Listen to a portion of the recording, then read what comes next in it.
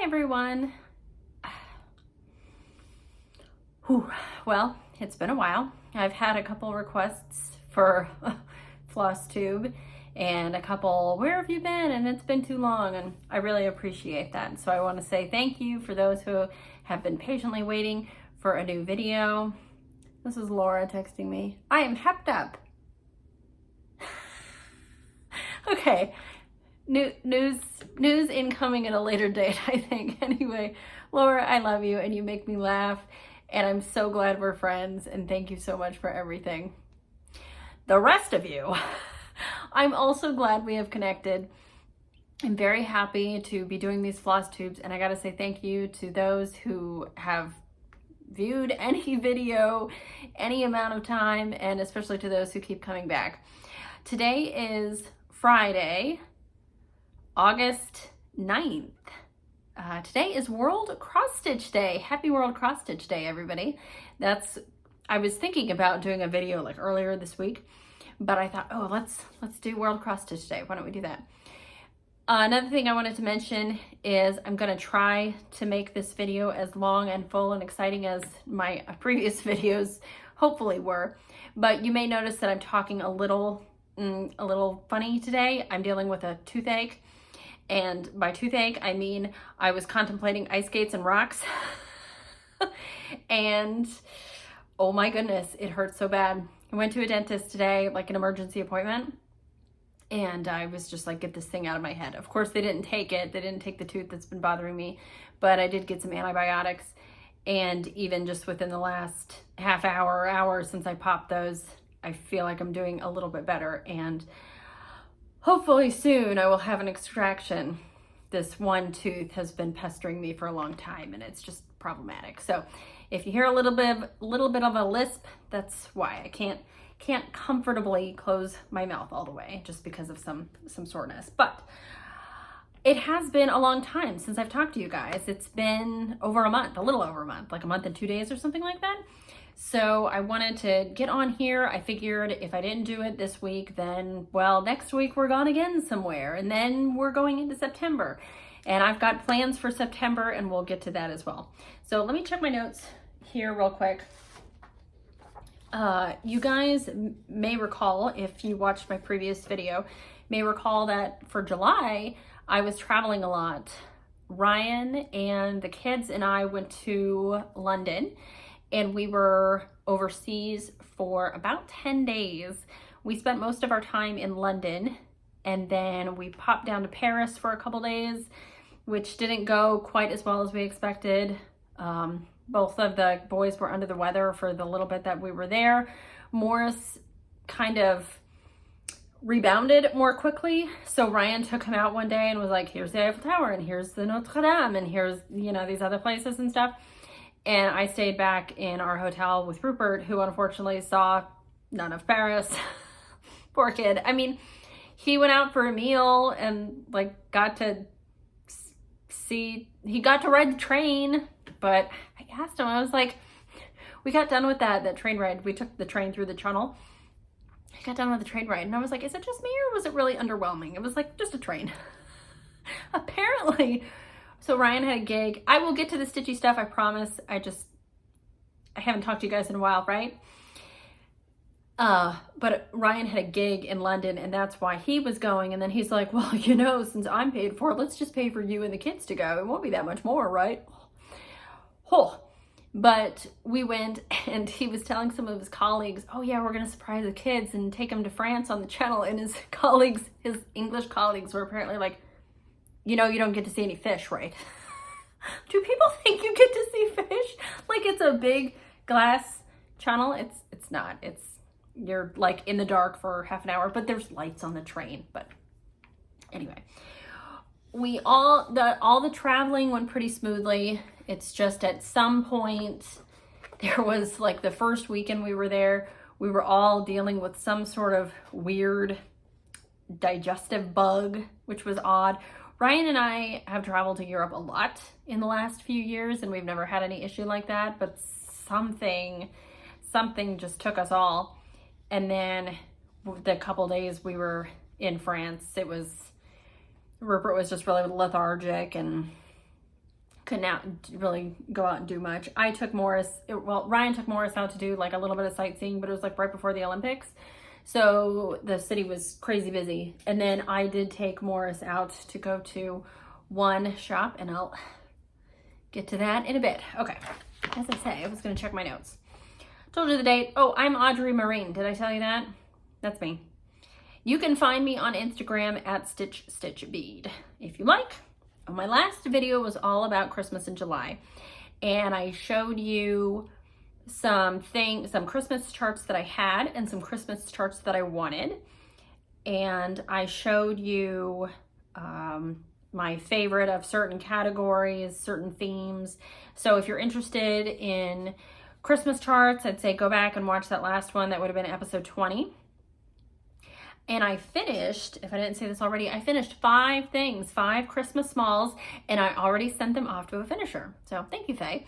I'm so excited to get those back. I finished the 2 pieces from Shakespeare's Peddler, Pennsylvania Christmas 2, so the little red pillows. I finished also by Shakespeare's Peddler, Merry Little Christmas. I love how that turned out. I finished a Plum Street sampler, and I finished a Calico confectionery. So I did that. The Christmas in July went really well. I was struggling to get away from Maria Ewan, my sampler. And I say struggling, like I really wanted to continue to work on her, but I thought I want some Christmas smalls to have out on display for the holiday season, which means I need to stitch them. So Audrey, you need to put the samplers away and stitch the smalls. And it was good because I had this great feeling of accomplishment before we went on holiday, and I got nothing done on holiday. I started one thing while we were in France, while I was, at the hotel with Rupert. I started, this is a relatively new release from Hands Across the Sea. I think it was just released within the last month or so. I started this one in France. It's so tiny. It is only 95 by 91 stitches. And I thought I'm going to start this, see how much I can do. And while that day that I was in the hotel room, I got at least a quarter, maybe even a third of it done. And then I continued to work on it on the plane ride home, and then finished it shortly after we got home. So Maggie Burridge is all done. And then I also started Marta. And I chose 56 count because I wanted it to be tiny. 56 count. This is Cockle Shell from Tabby Cat Linen. It's a tan, kind of a sandy color, and has just the tiniest bit of pink tinge to it. And I think Erica of Fibers and Floss is going to stitch Elizabeth Furnace on 56 count cockle shell. And Erica, if you stick with that fabric, I think it will be spectacular, because Elizabeth Furnace, also from Hats, has a bunch of reds and pinks, and I think it will pull the pink out of this, and then the greens, like especially the green lawn, the color block lawn from Elizabeth Furnace, I think that'll pop really nicely on this. Oh, I'm showing you the back. So this is Maggie Burridge. Now normally on samplers I would put my little mark. This one is so small, I was struggling to think where I would put it. And I was thinking in between here, I was thinking here, and then I just kind of put that aside and moved on to Marta. I love this one. I love this goofy alphabet here. It's really neat. And the keys, and this design here, which you really need to pay attention to, but when you get it right, it's beautiful. That's really neat. So I was thinking, this one is so tiny, and then I finished another tiny red sampler that I also stitched on 56 count and is about the same size as this. And I thought, oh, well, I don't think I really want to frame that one. I think I'm going to have it turned into a little pillow. Faye, more so is coming your way. And well, I thought, well, wouldn't it be nice? And it's also stitched with red, not this same 664, but it's stitched with 500, which is a similar color. It's just got like a tiny bit of orange to it. So I thought, well, I could have a bowl a la Brenda of little tiny samplers. And I know a lot of people shy away from 56 count. I don't do it as like a braggy thing. I do it because I like tiny stitches. I will say there are some conditions in which my lighting is not great and I struggle because it's like, where is the hole? But I'm pretty good at not necessarily being able to find the hole easily, but understanding how big my stitch should be. Like, I know it's not an even weave. The linen strands are necessarily different widths, different, you know, thicknesses, but I can figure out where to put my needle and I don't have too much problem stitching on it. So I'm really happy with Maggie. I think she's a cute little sampler. I think in addition to this, I would like to get Edith Levy's, which is actually another set of 2, and they're little square samplers like this, and one of them has Hebrew on it, which is really neat. So I think I'd like to get that, and I would have a nice little red sampler bowl to display under a sampler wall. Wouldn't that be nice? So as I say, this is from Hands Across the Sea. When I bought this about a month ago, I also ordered Alice Tippett, which is now available. Alice Tippett was a gift in the first red sampler box from Nicola Parkman that I did not get. I did not get that box. So I went ahead and bought Alice Tippett. As I go through this, I thought maybe I could, just to let you guys know, I don't have a ton of stitching to show you, but I decided I'm just going to show you all my haul. The few things that I got when I was overseas, the few things I got since we got back, and then just like other stuff that you might be interested in that I didn't necessarily show when I got it, because I don't show you like everything I buy. But this, I always have questions about this hoop. This is an Access Commodities, what's it called? It's the same people who produce Legacy Linen and Overa Soie and stuff. If you go to hoopandframe.com, you can find this and other hoops. It is an oval and it's about 3.5 by 7 inches. And I love it. I love it. So whenever I inevitably break it or lose it or damage it in some way, I will buy another one. It was a little pricey, but it's worth it. I use it almost every day. I use it every day that I stitch, put it that way. I have not stitched yet today, which is a tragedy. But when you've got a throbbing pain in your head, it's hard to focus on something in front of you. And yesterday, I spent all day working on a project that will be discussed at a later date. I'll give you a little teaser here in this video, and then I'll give you more information later in the month. Okay, so I showed you that little bit of stitching. Let me also show you Marie-Louise Piret. Now, Marie-Louise Piret, she did travel to London and France and back again, and I put, I think, 2 letters in her the whole time. There was one day that Ryan was working and, or no, he must have had Rupert. He must have been done working because he had Rupert and I was with Morris in the hotel room. And Morris and I were stitching for like a little bit. I think Morris put in a few stitches into one of his projects. And Marie-Louise got a sad amount of attention, poor girl. So I am technically behind on her. This is one, if you want to join in my sad stitch along that like half a dozen people are participating in, you can use the hashtag Marie-Louise Piret SAL, and you can tag me at StitchStitchBead on Instagram. The idea was that I would start her in January and do 1 row a month, January, February, March, April, May, June, and July. And you can see July is not done. There's the zigzag bar here that's not done, and I need to get into August. But at least I've got this red alphabet done. So I'm not that far away. This is what I need to finish for July. And then this is August, a monochromatic line, which is easy. And then of course I need to do more border. Because I really should have, at the end of this month, I should have more than half the border done. Yeah, but she's a beauty. I am using the called for 100.3 spooled silks from Overa Soie. You can buy those at Hoop and Frame, or your LNS may be able to get them. And I am using 46 count gold sand by XJU Design. I really love XJU's fabric.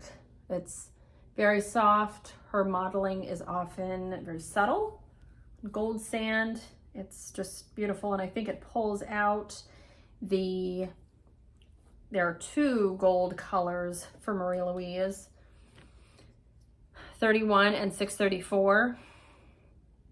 For DMC, that is 3046 and 422, if you're familiar. And those 2 golden colors, because you'll see this is more of a brilliant gold and this is more of a duller gold. It really complements the fabric very nicely. So I am happy with her.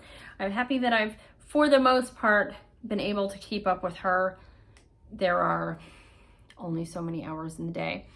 And honestly, I knew that July was kind of a write-off. So the fact that I got 5 smalls done and a little bit on other things here and there, I'd say that's pretty good. I'm happy with that. So for August, I just want to finish Marta, finish this one, and then work on a couple other whips that have maybe been neglected, but definitely get back to Maria Ewan, which I'm not going to bother showing you because I haven't made any progress since I showed her last, because the last day that I worked on her was July 1st, I believe. So when I had my previous video on July 7th, I think it was, she doesn't look any different than she did that day. All right. That's my first section of notes done. The next thing, who have I been watching? All my favorites, right? I had so much Flosstube to catch up on when I got home from that big trip, because I didn't have really a moment to, there were a few times where I could catch like 15 or 20 minutes of a Flosstube episode, but I'm not watching an entire episode of anyone in that time. I mean, even Nicola Parkman's usually run 25 to 30 minutes. Katie Strachan's will run 30 to 45 minutes or something like that. So I was never able to watch like a complete episode of anybody. So I had plenty of things to catch up on when I got home, because it was great. It was kind of like when I first discovered Flosstube, and it's like, oh, there are all these videos I've never seen before. And now it's like, come on, people, make new videos. So even though I have been spacing out my videos more to provide more content within each video, I totally get that some of you are like, Audrey, when are you going to put out another video? We want to see stuff. So anyway, that brings me to who have I been watching? Sean, Periwinkle Stitcher, another great video from her. And she just went to Greece again. And I told Ryan, I was like, there's Flosstuber, and she just got back from Greece, and she stayed at, what was it, Hector's Cave or something like that, and I was telling him about this. He's like, oh yeah, the white cliffs and everything is, you know, so beautiful and secluded and everything, but that doesn't seem like something you would want to do. And I was like, well, not for the whole time. We gotta like go into town and go to museums and stuff, but for a couple days to be right on the water and just not talk to anyone, it'd be great. So Sean, I'm looking forward to hearing about your adventures in Greece. And I just love her stitching, and I love her voice. Even Morris, I think, likes Brenda and Laura, and he could just watch Brenda and Laura and he would be happy. But Rupert, I know, is really drawn to any woman with a really soft voice and just so calming, because when I had, I think it was Sean's second video, this is the Periwinkle Stitcher if I didn't say that, Sean's second video, and Rupert, he came in and he was like, who's this? Because he hadn't seen her before. And I was like, oh, this is Sean, she's new. And he's like, I like her. And I was like, I like her too. And he said almost the same thing about Erica from Pipers and Floss. He's like, I like her voice, she's so calming. And same thing with Jackie comfort stitching. I had Jackie's latest video on in the living room. It was like an hour and a half, which is great. But sometimes I'll have it on and inevitably I gotta go to the bathroom or I gotta go to the other room to grab something, whatever. And sometimes I'll pause it and sometimes I'll just leave it on. And Rupert was at the kitchen table and we've got this great room, which I hate. I like Victorian houses that are boxed up, but we've got this one big room. I blame Frank Lloyd Wright for this, okay? And so I just left it on and then I come back. And I guess Jackie had been talking about her stitching setup in her chair because I come back in the room and Rupert's like, she's smart. She has 2 lamps so that she never has a shadow. I was like, okay, buddy, should I get 2 lamps? He's like, you should. But I guess she made a good impression on him too. But she has a very nice voice as well. It was so funny. And Contented Needleworker Kim, I was so happy to see you put up another video and you are talking about already putting up another one maybe next week, which is great. I'm so excited. And on that note, I will share that when we got to England, on our first day, we were just trying to stay awake. It's like, what are we gonna do to keep ourselves up until like 8 or 9 o'clock so that we can go to bed and immediately be on London time? We went to the Tower of London and I got to stand very close to a very large raven. It was weird. It's like bigger than a chicken and really cool. So we did touristy things around that area. But then the next day, we actually rented a car and drove to Bath, and we're only there for a few hours, if that. And then on the way back to London, we stopped at Stonehenge and did that. You know, it's a bunch of big rocks in the ground.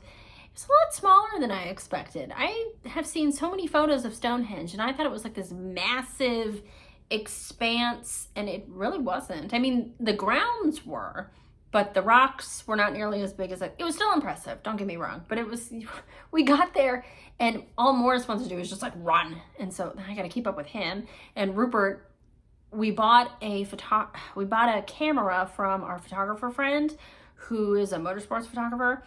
And so he's got like these different lenses and he's like, oh Mom, I got to get pictures of Stonehenge. It's like, okay, you do that. Ryan, you can stay with him and I will follow the monster running around Stonehenge. So I did that. And at one point I asked Morris, I was like, so what are your impressions? He's like, I don't know, it's rocks. I was like, it's smaller than we thought, right? He's like, yeah, it's smaller. Okay. So it wasn't the other one. It's just odd how your perception changes when you actually go somewhere. But I'm glad we did it. It was really cool to see. These things have been there for thousands of years. It's just wild. Yeah, it was cool. Back to Bath. Ryan took the kids to go see the Roman baths in Bath, and I got to go to the Jane Austen Center, which was really cool. It was in a little house, which was not a house that Jane actually lived in, but was very similar in design. I believe it was designed by the same gentleman who designed one of the houses that Jane lived in at some point in her life, her very, unfortunately, short life. So I got to go do that. The kids had a surprisingly good time checking out the Roman baths. And I got to see, there was like a little spiel that they did about Jane's life and her family, and especially her relationship with her sister Cassandra. And then you got to sort of go through, and there were a few contemporary artifacts, and there was actually some needlework, and then this tome of old newspaper, which was under glass. So you could only see like the 2 pages there, but that was fun to read. I have a story that I need to come back to relating to old newspapers, if I remember it. Oh, and then the last room was just like photos and memorabilia from all of the Jane Austen movies, mini-series. I mean, when you walk in the Jane Austen Center, they don't even call themselves a museum. When you walk in the Jane Austen Center, the first thing you see is a picture of Colin Firth. And I'm like, maybe this isn't like full of history. But it was fun, and I'm glad I got to go, and it wasn't that expensive to get in. But one of my favorite things that I saw actually was from the room that had the memorabilia in it, because one of the things that they had was a letter from Emma Thompson, who starred in and wrote the screenplay for the 1999, I think it was, or 1998, Sense and Sensibility, which I think, hands down, is the best movie, series, whatever, of any Jane Austen novel. It's the best. You can't argue with me. I don't care for the Keira Knightley Pride and Prejudice. I just watched that again. I have some thoughts. So Emma Thompson, I guess, was in communication with the people who ran the Jane Austen Center at the time, and she got to look at some letters or something that helped her maybe get into the mindset of Jane and just allowed her to produce this amazing script that she did. And I think the movie is phenomenal. And they had the letter framed, and one of the bits out of it that Emma wrote: "Of course, the great thing about her work is that no matter when you read them, at what age or station you may be in life, they speak to you. When I was 10, I fixated on the romance. When I was 16, I started to get the jokes. And at 40, I just feel huge empathy for Miss Bates." When I read that, I started to tear up. But then I read, "I know I shall become Mr. Woodhouse in later life and swear by tapioca," or some such. And that made me laugh. It made me laugh so hard, and I could hear it in Emma's voice, and it was just a magical thing. So it was good that I got to go, and I got a souvenir, a couple for myself. I got a couple cards and a bookmark, and then I also got a bookmark for Kim, and she received it, and she texted me and to let me know that everything arrived safely, and also said that we need to do a buddy read, which I was totally on board with. So if you guys are thinking to yourself, well, I've never read Sense and Sensibility, and I would like to, it's been a while since I've read it, we're starting Sense and Sensibility in September. There was something, she told me I could pick which one, and I said, well, Sense and Sensibility. I was thinking Sense and Sensibility in Sampler September has a nice ring to it. But Kim, if you wanted to read Emma, I could be convinced to read Emma instead. I love that. Sense and Sensibility is my favorite, but Emma is a close second. Yeah. Okay. So as I say, I really don't have a lot of stitching to show you, because the things that I have finished, I sent off already, and I'm waiting for a few other smalls from a friend who finished another batch for me. Another thing I wanted to mention is that a while back I got some framed pieces back and showed them. This must have been back in May, because I remember it was like my Flossiversary. And I got a bunch of pieces framed by Lisa at LM Framing in Batavia, Ohio. And, excuse me, even though she is currently on vacation, she is up north enjoying summer at a cabin with her husband, she's available by email, and I had a question for her about framing sizes. Excuse me. I wanted to know if there was a minimum size for needlework to be framed. Like, does there come a point where something is so small it cannot be framed? And she wrote this back, and I thought I would share it with you guys just in case a framer ever told you, oh, no, that's too small, we can't frame it. She says, "Because I cut and build each frame myself in my shop, there is no frame size too small. A lot of frame shops send out for pre-cut moldings and can only get them cut so small. That always bugged me when I'd go to get small things framed, so I cut my own." And I thought that was great. And it was funny, in the email, she was like, "I'm sorry if this is too much information." I was like, no, I love all the information. And now I know why some places don't offer tiny frames, but you do. And you can contact her at Lisa, Lisa, at lmframing.com. And you can check out their website for photos of framed pieces that they did. Yep. Haul. Yep. I showed you a couple things I bought, right? Let me show you. A while back I mentioned I got a couple things from the attic, and I never actually showed them. This is Hannah Green, 1826. This is the 2024 Queen of the May from Hands Across the Sea.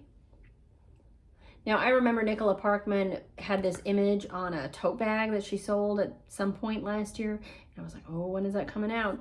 Finally, it's released. We've got some dang grass here with lots of animals on it and what looks to be an over one verse, but I really like this. And then here are the colors. Ooh. Yeah. There is one more to be added, a brown that did eventually come. I think it's over there somewhere, a dark coffee brown. Yeah, there's the colors for that. So once I finish Maria Ewan, and I'm not really that far away, I do think it's feasible I could finish Maria Ewan by the end of September. Once I finish Maria, I will feel okay about starting Hannah Green. And then another one that I ordered from the attic is Dorcas Haynes. This is from the Scarlet Letter. This is an old chart, it's been around a long time. Yeah, it says copyrighted 2000. I will say, I don't think this chart is, it's all black and white, and some of it is clearly hand drawn. I don't know if you can see it. Can you tell that that's, you probably can't tell that that's like an uneven line there. I think it will be, I will be able to read it. However, I've been spoiled by Hands Across the Sea charts that are full color, very big printing, super easy to read. And Dorcas has a lot of specialty stitches. That doesn't really bother me or scare me, but I just want to know that the chart will allow me to easily place what stitch I need where. And just looking through this chart, you know, I'm not super excited. But she has a beautiful chart, and you know what? The first thing on it is an alphabet. It's like, I can do that one step at a time. Yeah, I think she'll be really gorgeous when she's done. So this is probably going to be a 2025 project. Yeah. And then, oh, let me show you. These are the colors for Dorcas Haynes. This is the attic's conversion. So if you want the 103s for Dorcas, you'll have to call the attic or send them an email with what you want, and then you call them later that same day or the next day to pay over the phone, because otherwise Dorcas calls for, just says silk, but I can tell by the numbers it's Aubert, Soie, Soie d'Alger, or DMC. Yeah, and I definitely wanted the 103s. And with that, I got a 46 count Cedar River Spindrift. It has like a little bit of a pink tinge to it, and I thought these colors here would look nicely. You know, it'd be all warm. And even we've got warm greens here with their yellow olive undertones. So I think that's nice. I called and I was talking to, I think it was Carolyn on the phone, and she's like talking to somebody else about fabric. And I told her, I said, just send me whatever fabric. Yes? Hello. Hi, Mo. What happened? I got a boo-boo. You got a boo-boo. It's really, really tiny, but it's scratchy, so I want to put a Band-Aid on it. Oh, I was talking to Carolyn on the phone about fabric choices, and I told her, I said, well, just send me, you know, whatever you recommend. Just make sure it's a 46 count. And then I heard her talking to somebody in the background and was like going over different options. I was like, I don't know what that looks like. I don't know what that looks like. And then I heard Spindrift, and I was like, oh, I'll take Spindrift. I know what that looks like.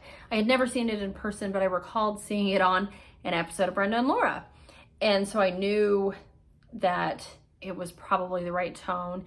And even if it wasn't, to me, perfect for Dorcas, I could use it for something else. So went ahead and got Spindrift, and I'm very happy I did. I think that will be the right choice for Dorcas. So I really like that. Happy with that purchase. Okay, so that came a while ago. Also on our trip, like I said, we did go to France. We were there for just 2 nights. But I managed to get to Le Bonheur Des Dames, which is a very, I think, well-known cross-stitch shop. And I will go ahead and insert a video here so you can take a look at the view walking to the shop.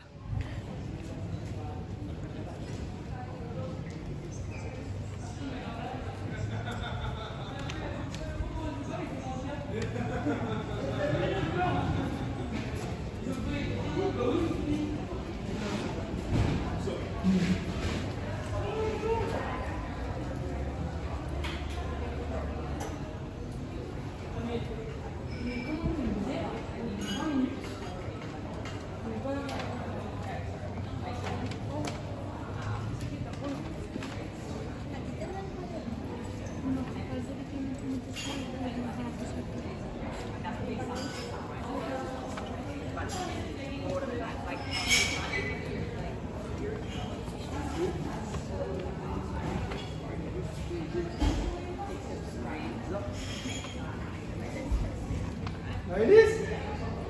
Ladies?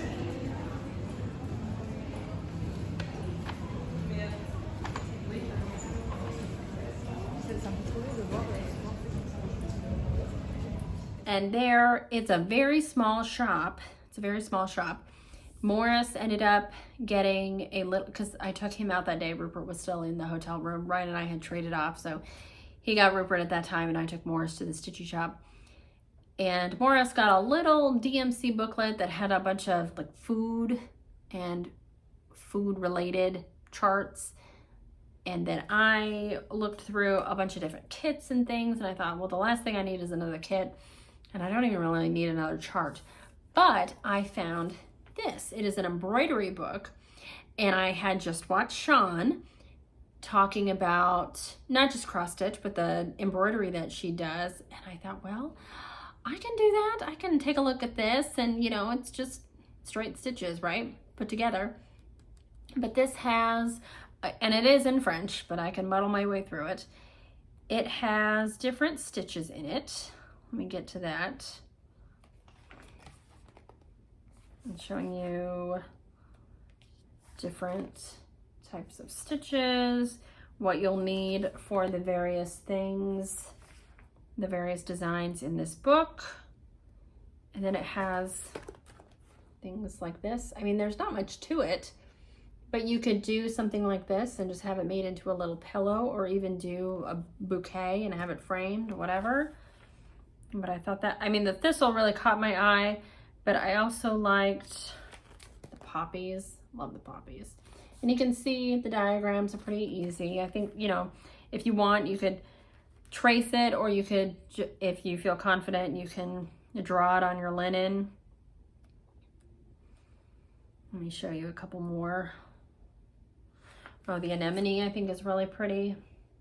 Yeah. And it just gives you DMC colors, but of course you could make your own conversions if you want. I know there is a particular type of silk that Katie Strachan recommends for embroidery like this. Katie, is it filament silk? You always talk about that like it's the greatest thing since sliced bread. I think that might be it. Sorry. Is it Soie de Paris? It might be Soie de Paris. Anyway, this is a nice book if you're interested. Herbier Brodé. This is the publishing company if you want to look it up. But there are other books like this you can find in English. This was just, I wanted to get something at that shop. I walked in, I wanted to give them a little bit of money. I wanted to get a souvenir. That's another French word. Souvenir means to remember. It's an IR verb. It's not fun to conjugate. Okay, and on the note of embroidery, and back to Jackie Comfort Stitching, she had shown a video that she took and some photos that she took from a local shop very near to her. She said it's like around the corner or just downstairs or something, Florid Legion. And go back and watch her videos and watch that, because it was amazing. And then in her latest video, she's offering a giveaway, and maybe it's already closed, I don't know. But she was offering a giveaway for one of these velvet strawberry kits, and I didn't need to enter the giveaway, but I was happy that she showed it, because it was like, oh, she reminded me of their existence because I already knew about these. I don't remember how I found out about these Mary Jo Hiney things. And here is the information. MaryJoHiney.com, and I ordered it off of there. And if you spend $80 or more, you get free shipping.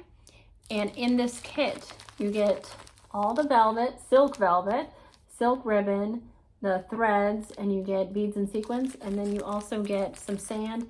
I think you also need to have some extra stuffing. Additional supplies needed are listed inside instructions.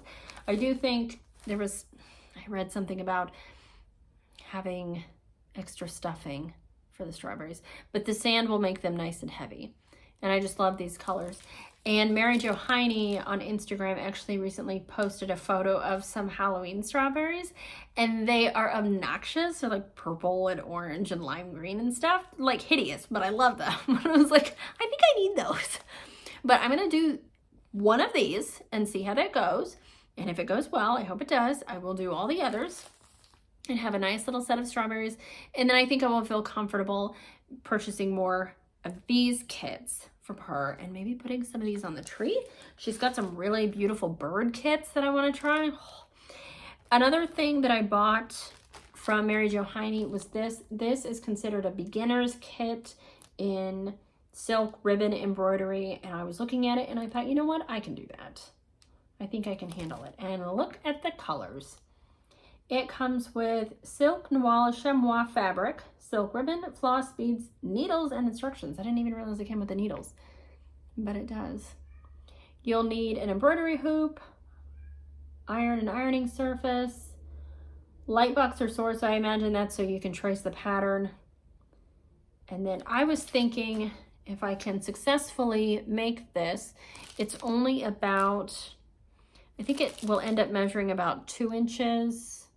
It's going to be small, like 2 inches by 4 inches or something. It's not very big. It might even be smaller than that. I thought it was only about 3 inches tall. But I was thinking about then using Katie Strachan's tutorial when she made the oval pin keep by Stacey Nash, and she showed you how to like lace the fabric pieces over oval cardstock and then secure ribbon and stuff. And I thought, how beautiful would it be to turn this into a pin keep? Because otherwise I didn't really know what I was going to do with it. I mean, I could make it into a pillow like everything else. I could frame it, but I thought a pin keep would be really great. And I think once I get the hang of certain stitches, it won't take me that long to do this. Yeah. So if you guys are interested in either of those, she has a lot more kits available. And as I say, I think if you spend $80, which was easy to do, and then you get free shipping at MaryJoHiney.com. And you can find her on Instagram as well. Okay. Next bit of haul. After we got back from London and Paris, we had a few days at home, and then we went to Holland, Michigan. And this is something that we do with the boys every summer, and we have been meeting up with our friends John and Alex and now their son Luca, but unfortunately somebody got sick, so they couldn't join us. And even Ryan's grandmother was supposed to come with us, and she was having some severe back pain and couldn't make the 4-hour drive. So we went up a day earlier than expected, thinking, okay, we'll get extra time in Holland because we don't have to wait for grandma, and then we can have a longer, more relaxing time up there, and John and Alex will come down from Chicago and won't it be great? But then they never came, so then we actually ended up leaving a day earlier than expected, so our stay was the same amount of time it would have been if everything went to plan. But the good thing was that I got to go to Pressing Matters Quilt Shop. I visited them last year, and I bought a few fat quarters thinking I would have this fabric to finish smalls, or to have my mother finish smalls, and she finished a few things for me. But I wanted to go back there because this fabric in particular, I bought a fat quarter of this last year. This is from a collection, I think it's by Betsy Chutchin. It's a motif fabric, and the collection is called Harriet's Handwork. And this fabric came in a few different colorways. So you can see there's a red on cream, there's a brown on cream, and then there's this red on pink. And the red on pink, I cannot find anywhere. It's been a year, sold out, it's discontinued line. And so I went back there thinking, well, it's a small shop and, you know, they probably have stuff that lingers there for a while. And sure enough, they had some stuff that I was like, oh yeah, I saw that last year, I saw that last year. But they didn't have any more of this.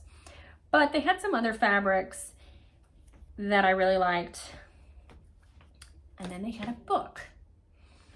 And I got a book because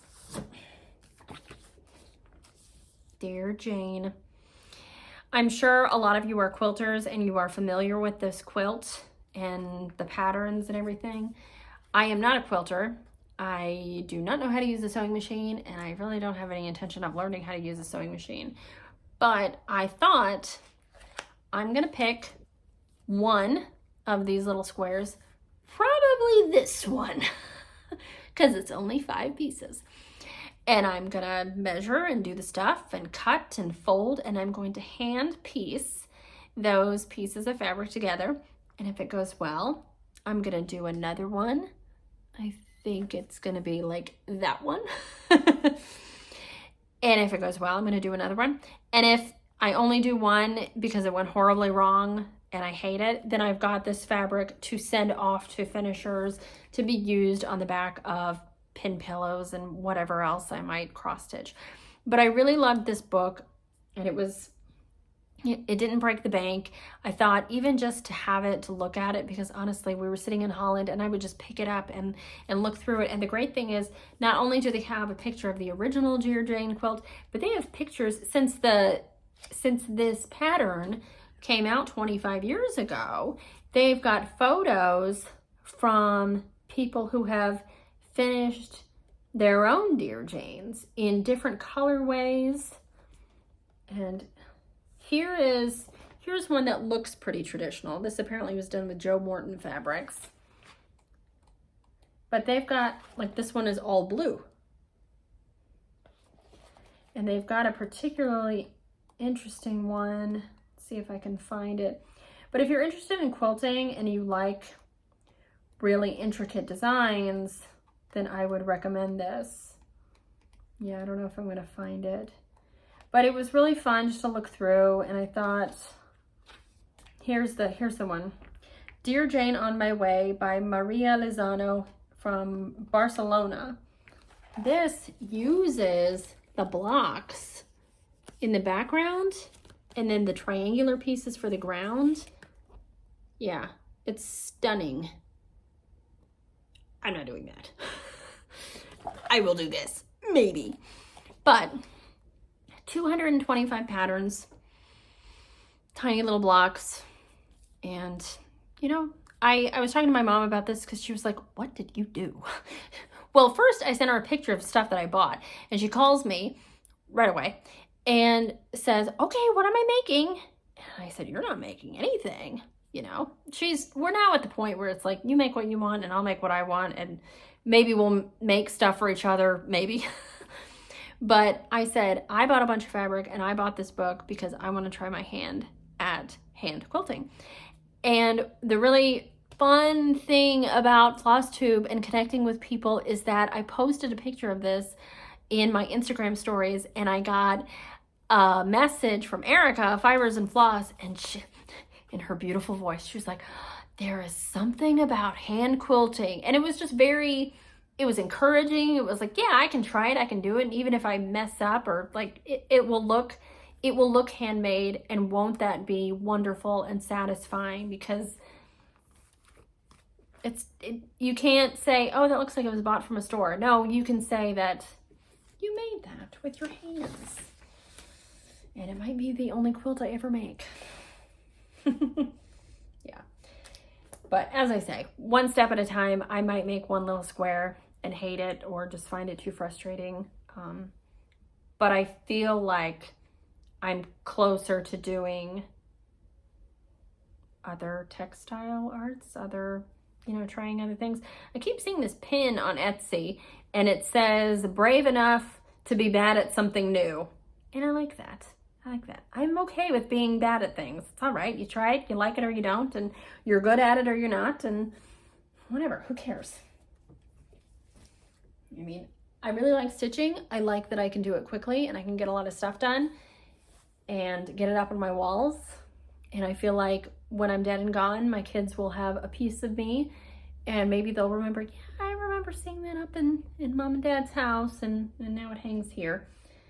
Let me just real quick go through and show you the fabric that I bought. I got a half yard of everything because why not?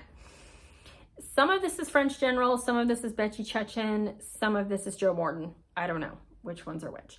But you can see I kind of went with a theme for color schemes. It's like creams and reds and browns. This one I had already had a fat quarter from my visit to Pressing Matters last year, but you know, it's cute. And it's like a nice red on red and would be great for smalls. This I also had from last year as well, a fat quarter, but I used it all up making a gift for Vashti. So Vashti, does this look familiar? It's backing your flag thing that I made for you. This is cute little red on cream, little flowers. The sunlight is coming in now, I apologize. It's like coming in at a really hard angle.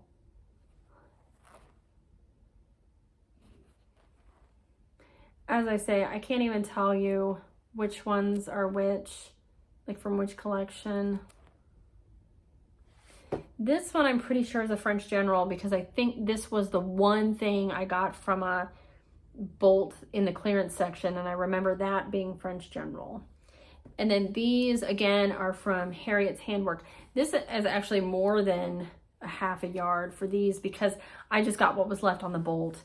I remember going fabric shopping with my mom as a kid, and she'd need a quarter of this, an eighth of this, a full yard of this, whatever it may be.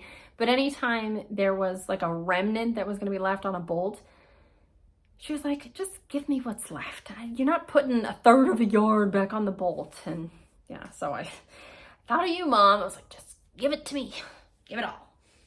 Yeah, so I got that, plenty of fabric to keep me busy and to give me options. I thought I would just, you know, as I say, pick a very simple square from Dear Jane and just pick a couple of fabrics that I like. I still need to find a base fabric,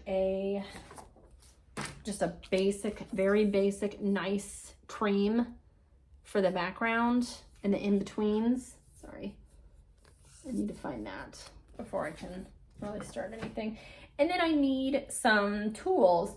But the great thing about this Dear Jane book is that for people who don't know, she gives you guidelines.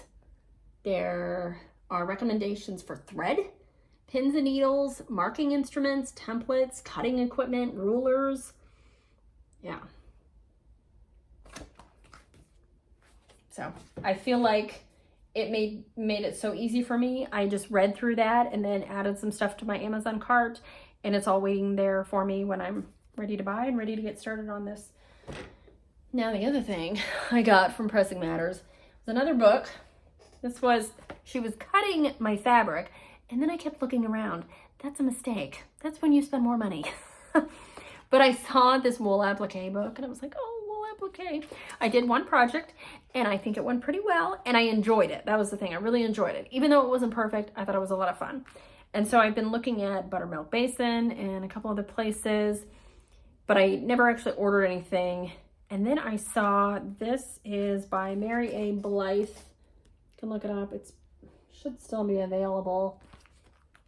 Should still be in print. I don't know. But when I was looking through at the various projects, there was one thing that really caught my eye. So I was like, you know what? I'm just going to get the book and some wool. Here we go.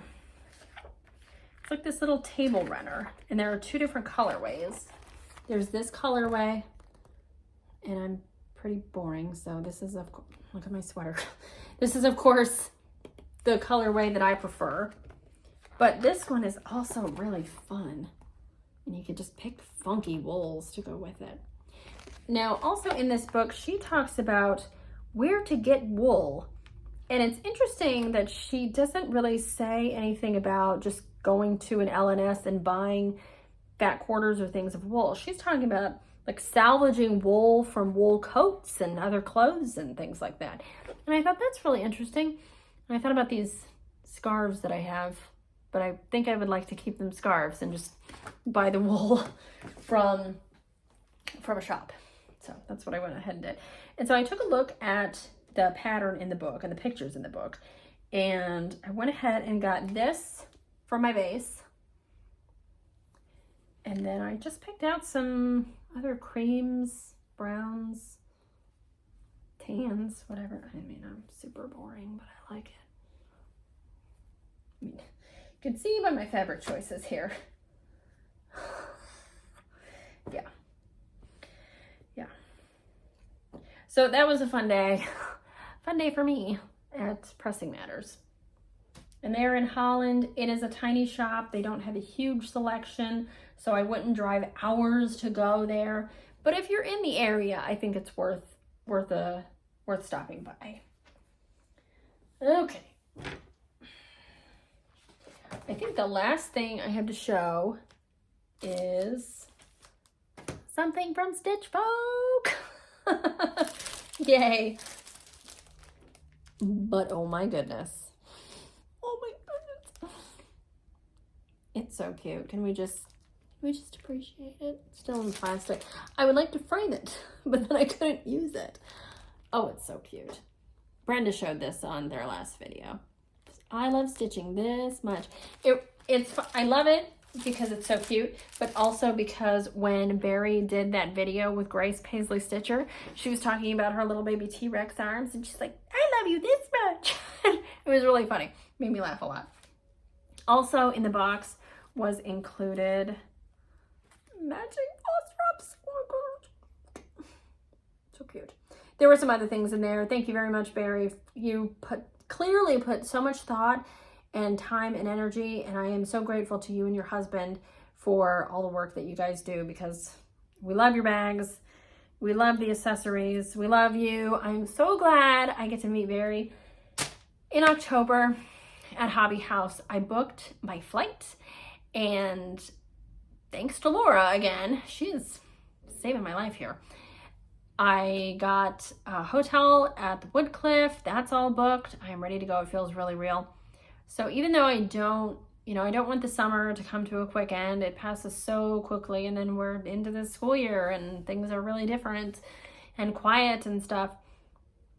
And, but I'm excited for October, and I'm excited for Sampler September as well. I had a lot of fun getting into that last year. You know, last year I felt like a really new stitcher, and I know that relative to so many of you, I am still a new stitcher, but I feel like I know at this point what I like. I feel like I can talk with some experience about different materials and charts, and it's nice. I feel like what's the word? I belong here. Why I couldn't come up with that, but I belong in the stitching community.